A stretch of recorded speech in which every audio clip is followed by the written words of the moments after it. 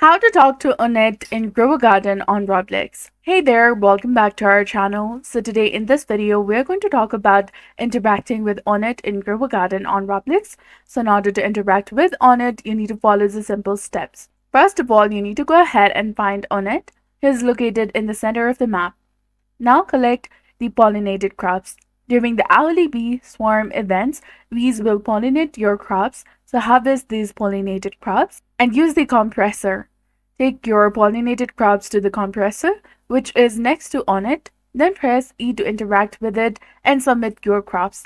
You will need to submit a total of 10 kg of pollinated crops to fill the honey container and then receive the honey. After you submit enough crops, Onnet will make honey from them. He will let you know he's doing with phrases like, "Here comes the honey," and trade it with the queen bee.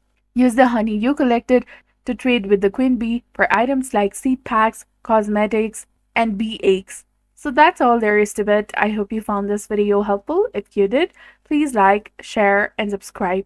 Thanks for watching. We'll see you again in the next one.